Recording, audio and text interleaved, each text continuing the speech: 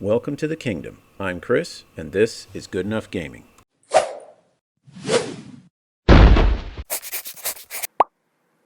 So, right off the bat, anyone clicking on this video should have been thinking to themselves, that all depends on how you define best. And right you are. There are a lot of ways a faction could be quote-unquote better than others. You can look at win ratio, ease of building, ease of painting, difficulty and complexity of rules, and whether or not you want to be that guy. So for this video, I tried to think about a lot of those aspects and pick factions that have a hand in many of them, maybe not all of them, but I certainly didn't pick them based on just one thing. An army may have an absolutely amazing aesthetic, but if it's a nightmare to build and paint and it doesn't win many games, then it's kind of a one-trick pony, and unless you really like that one aspect of it, it's probably not going to be the only army that you ever play or collect. I also want to mention that while win rate is important, it's definitely not the only and most important thing that I'm using when I try and characterize these different armies. I mean, if you're a tournament player or a meta chaser or anything like that, then obviously win rate's super important to you. But if it's not, then trying to keep up with getting whatever new army is the current hotness, you're going to be going out of your mind constantly changing things around. GW's current rate of releasing FAQs and new models is one flux capacitor away from going back to the future.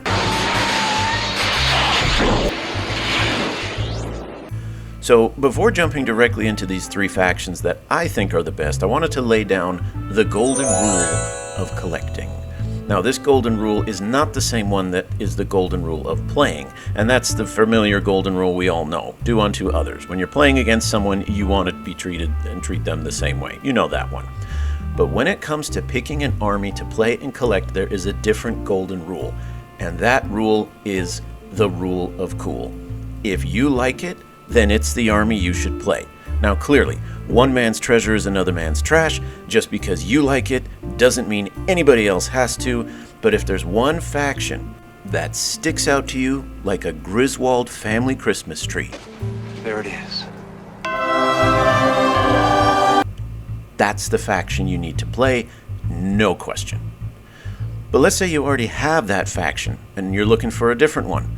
Or maybe there are several factions that seem to be competing in your brain for the Griswold Award. In that case, sit back and let me make my case.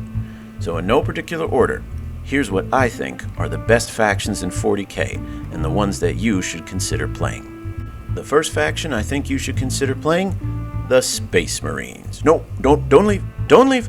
It's not what you think. I am not a Marine fanboy.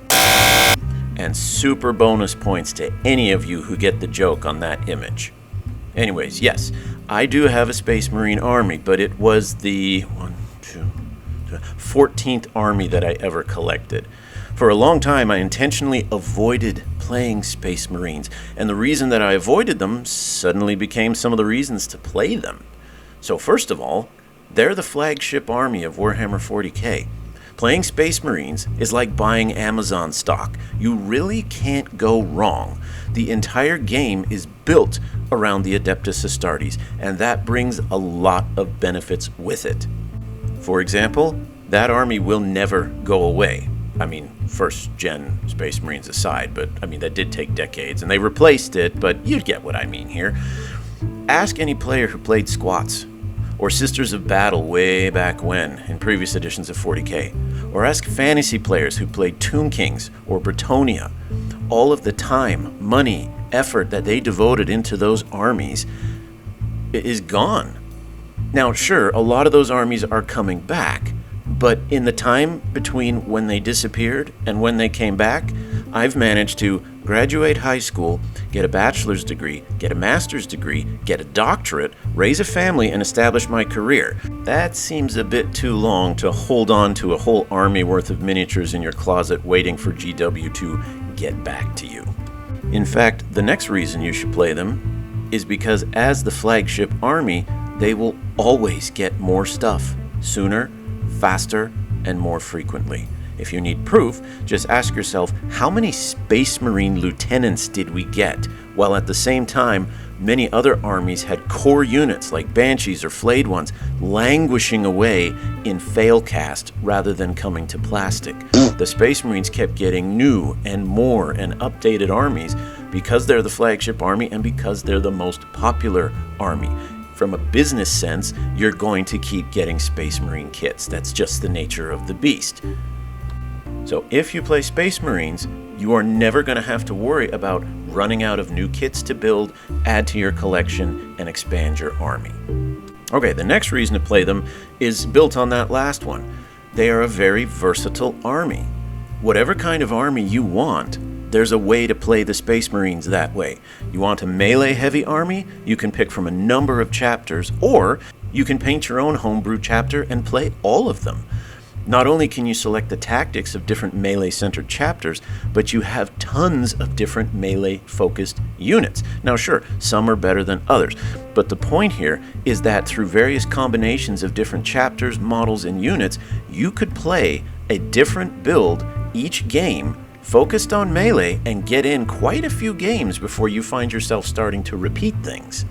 The same is true for an army that's shooting, or mechanized, or lots of mechs and tanks, or go heavy on psychic. Whatever kind of style you want to play, you can probably play it with a Space Marine army, rather than having to buy Tau because you want a really heavy shooting army, or rather than having to buy Guardsmen because you want to fill the board with tanks. Space Marines will allow you to play pretty much whatever kind of army you want to play. Now the next thing that I think builds upon that is that with Space Marines you have a wide range of Space Marine chapters, meaning you also have a wide range of backstories and lore, especially when you start bringing in second foundings and chapter successors and so on and so forth. Whether you want nobility, ferocity, humanity, or insanity, there's a legion for that. And of course, you can always lore bash your own homebrewed chapter and build it, because as I mentioned already, whatever kind of army you can think of in your mind, you can design, build, and play with all of the Astartes kits that are already available. Alright, the last thing has to do with building and painting. Typically, the Space Marine kits are fairly easy to build. That's a part of the reason, again, why they're a flagship army. In order to appeal to younger audiences, people new at the hobby, they don't want to give them a kit that is incredibly difficult to build. If any of you have had the misfortune, like I have, of trying to build the new Flayed One kits, those are awful. And I've heard similar nightmares from folks who try and build Mechanicus and other kinds of armies with lots of spindly pieces that get broken off. Now, maybe I just sucked at building them, that's entirely possible. But with Space Marines, it's an easy army to build, it's an easy army to paint. But just because it's an easy army to paint doesn't mean that the painting schemes all have to be very simple or basic. You can run the whole gamut of dark and dingy to super bright and colorful. And beyond that, I've seen some of the most amazing painting scheme ideas applied to Marines, such as painting them as Teenage Mutant Ninja Turtles, or Ghostbusters, or Stormtroopers. Now, other armies have this kind of flexibility too. For example, I saw a Orc army that was modeled after Mad Max, and I think that was one of the most brilliant ideas I ever saw. But other than armies like the Imperial Guard, who have an infinite number of worlds and backgrounds and thus kind of lend themselves to branching out, I don't know how many other armies have the kind of thematic versatility that the Space Marines do. With the Space Marines, you could start with an aesthetic rather than with a lore idea, and then build the Marines, the lore, and scale outward to fill the army that way. In fact, a friend of mine, before he even got into playing any tabletop war games, saw a picture of those Teenage Mutant Ninja Turtle Space Marines and the Ghostbuster Space Marines, and seeing just those two made him think about, what if I made an entire chapter based around 1980s and 90s pop culture? Every single squad would be focused on some kind of element of 80s and 90s pop culture. That would be awesome just to look at. And then it'd be interesting to play against it. Instead of saying, okay, I'm going to shoot at that squad there, you'd be like, all right, I'm going to put the bolters into Scooby-Doo, the plasma cannons going into the Ninja Turtles, and hopefully that'll clear the way for me to charge into the Power Rangers and then kill off Darth Vader. I mean, that just sounds fun. So for all of those reasons, I think the Space Marines are one of the best factions to play in 40K. Now the next faction that I think is the best to play in 40K are the Eldar. And for this, we're going to encompass, as GW does, the entirety of them. So Harlequins, Craftworld, Drukhari, all of it. The Eldar have a lot of versatility as well. They have solid shooting, they have solid melee, they have decent tanks and mechs, they're really good in psychic powers. So they have almost as much as variety as the Space Marines, but I don't think quite that much. They also have lots of possibilities with paint schemes, though painting Harlequins is a wee bit trickier than painting Space Marine power armor. So you gotta get a bit creative unless you want to learn to paint lots and lots of quilt pattern. But anyways, the main reason why I have them on this list, on top of all the other stuff, versatility, great painting, all that, is because the Eldar always win.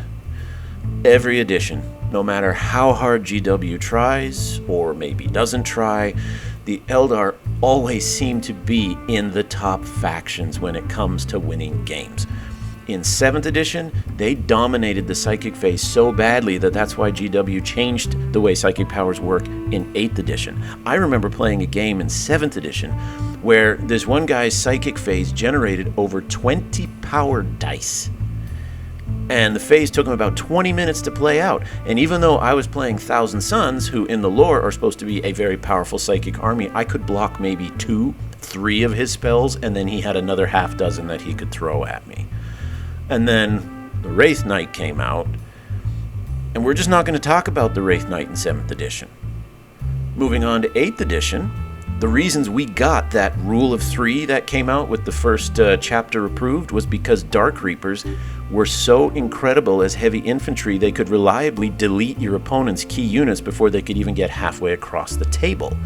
And I saw a game on Tabletop Tactics where the Harlequins were able to cross the entire table and take out an Imperial Knight in the first turn of the game.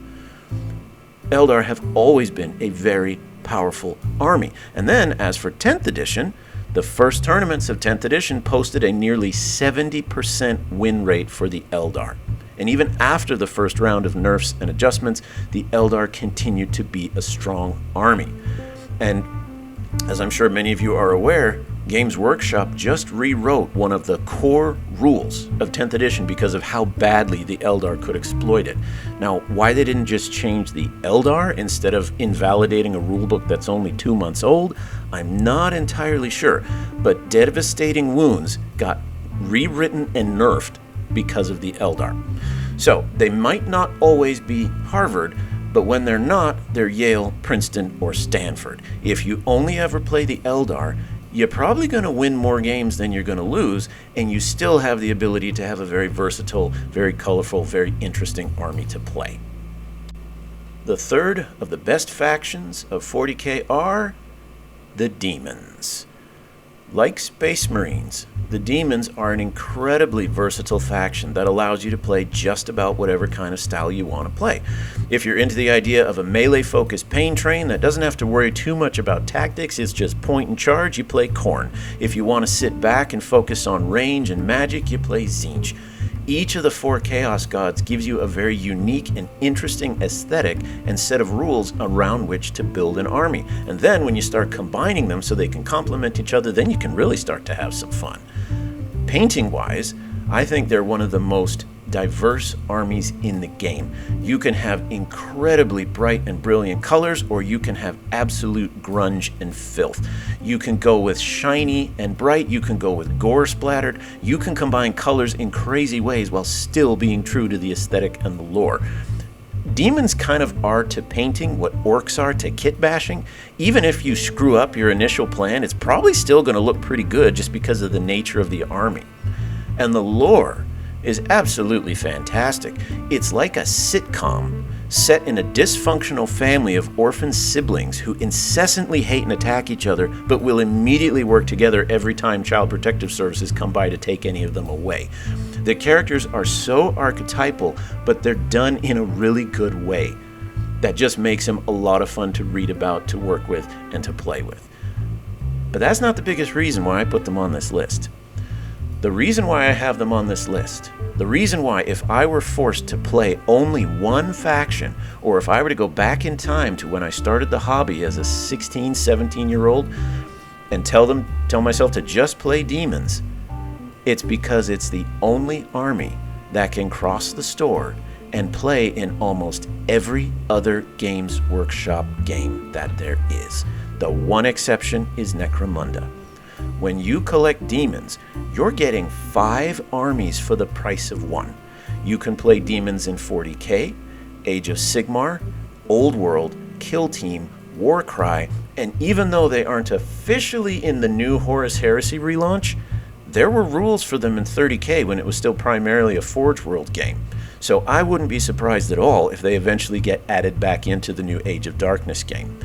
Now, there may be a bit of a hiccup playing with them in the Old World because of the square bases, but in our brave new world of laser-cut MDF trays, I really don't see that being an insurmountable problem.